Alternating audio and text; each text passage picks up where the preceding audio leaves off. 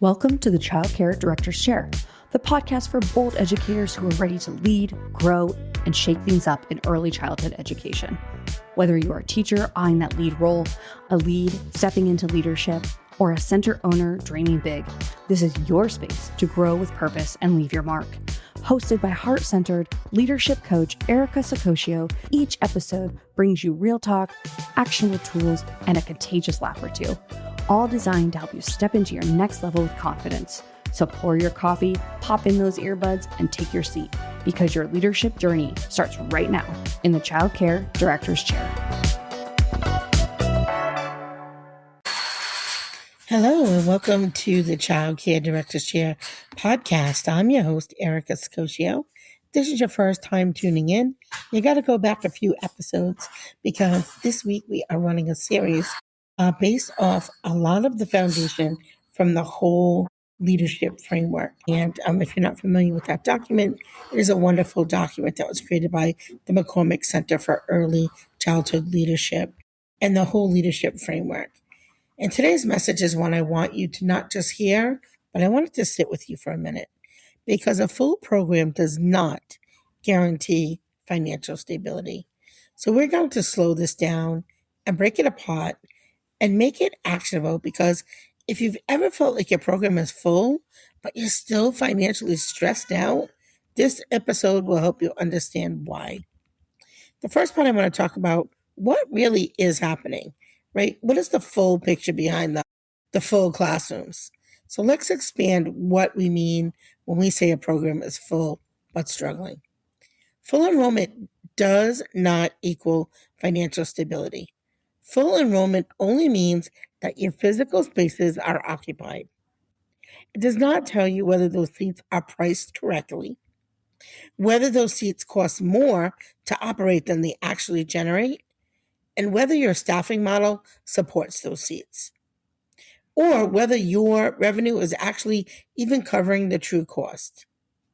What this looks like in real life. Let's say you walk into your building and every classroom is at capacity. There are children in every seat, families on a wait list, and your attendance board looks strong, right? Sounds great. But behind the scenes, payroll is tight every cycle. Overtime is creeping in, supply budgets feel squeezed, and you're constantly moving money around to make things work. Or even worse, dipping into your emergency savings funds. So while occupancy looks strong, the financial engine underneath is uneven. And the key leadership truth here is full measures space.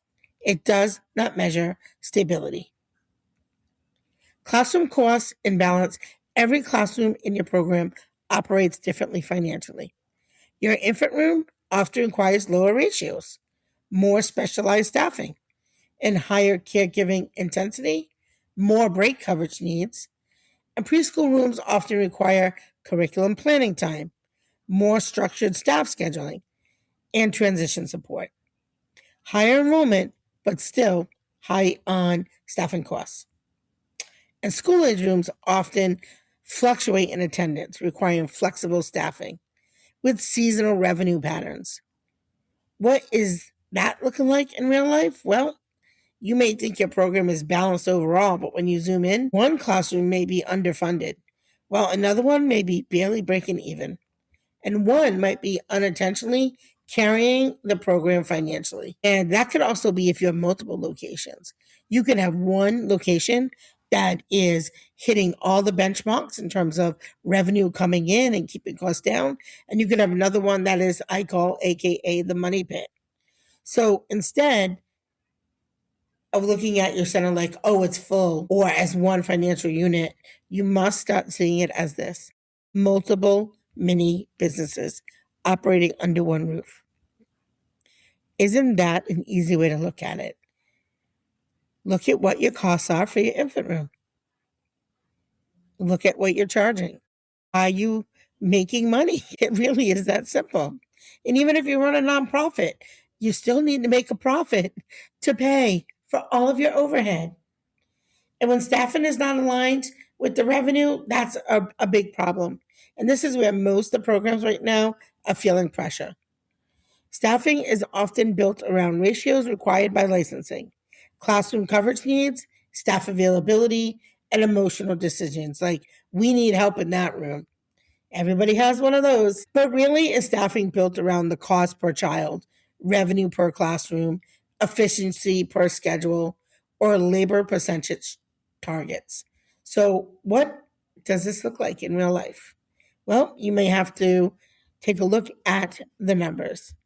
Classrooms that are fully staffed, just in case, or overlap of shifts that aren't financially necessary, or coverage patterns based on tradition, not data, or staff assigned evenly, not strategically. So even when enrollment is strong and staffing expenses quietly expand faster than the revenue. And that's where the financial stress starts. And I have to tell you, I think this is one of the areas I've got to look at in my own program. And tuition rates are outdated compared to the current cost. Many programs set tuition years ago based on competitor rates or based on what families can afford, or before staffing and supply costs increased. I mean, I gotta say, in New England, the care or the cost of care has, oh my gosh, almost doubled. Staffing, literally every year it goes up $1 here in New England. Walking in minimum wage is $16. So you can only imagine somebody with a CDA, an associate's, a bachelor's, a master's. So what does this look like in real life? Well, your expenses keep rising every single year. Wage increases, benefit increases, insurance costs. Insurance has almost doubled for many of us.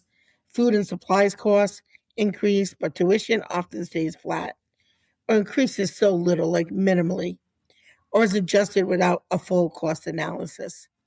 So you end up widening the gap between what the care cost is, like the actual cost, and what you charge for care. And that gap is often filled by stress, not revenue. Now, why this happens? Well, let's break it down even deeper. Let's expand on this why, because this is where leadership shifts happen.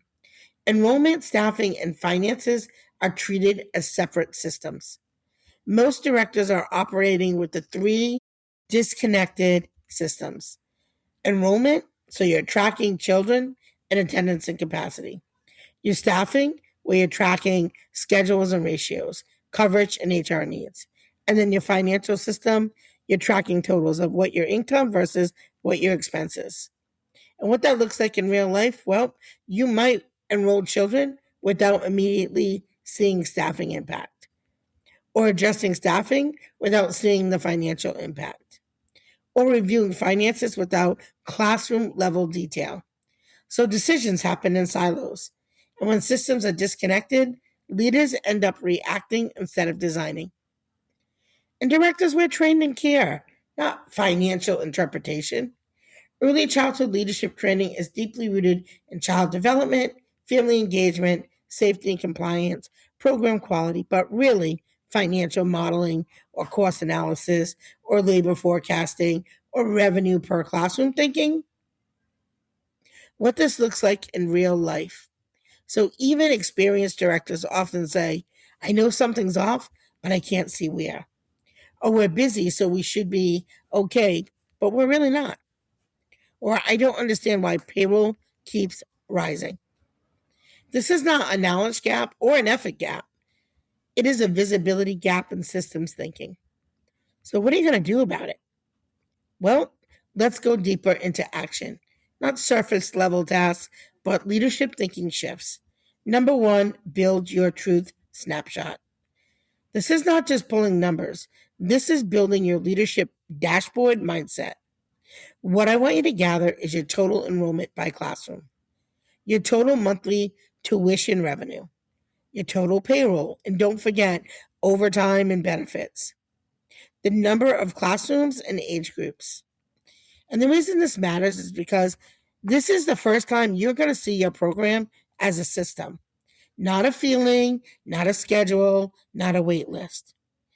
What changes when you do this is you're going to stop saying we're full, so we must be fine. And you're not going to ask, you're going to start asking yourself, what does our fullness actually cost us? Because that shift alone changes. And I can tell you, especially in the rooms with the lower ratios, if you have a room that's licensed for 8 and the ratio is, we have a toddler room / infant room, there's 8 children that we're licensed for. We have 6 children. If you take on that 7th child, you got to put a staff member in there. You literally have just killed any money that you were possibly making with 6. You have to run that room at 8. If you take on number 7, you might as well not even do that because it's costing you more than just leaving the room at 6. So you've got to look at that.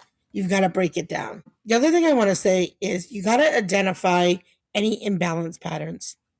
This isn't just about finding problems, it's about identifying those trends. We talked about that yesterday. What to look for? Well, classrooms that constantly feel tight financially, or rooms with higher staffing but low revenue return, or classrooms that require constant coverage adjustments because of age groups that are expensive to operate versus income generated. And the reason it matters is because imbalance is really random. It's usually a structural or historical or policy driven problem. What changes you can do to take care of that is, well, you can stop reacting to daily stress and start seeing what's the pattern. This is a system pattern, not a daily crisis. Next thing you want to do is connect staffing to financial impact. This is one of the most important leadership shifts. What this means in every day is every staffing decision should now include what does it cost you?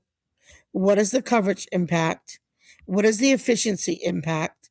What is the classroom revenue alignment? What this looks like in real life is before hiring, ask, what problem are we solving financially? Then we have to ask, does this position increase sustainability or just coverage? And before adjusting schedules, ask, does this reduce overhead or increase hidden costs?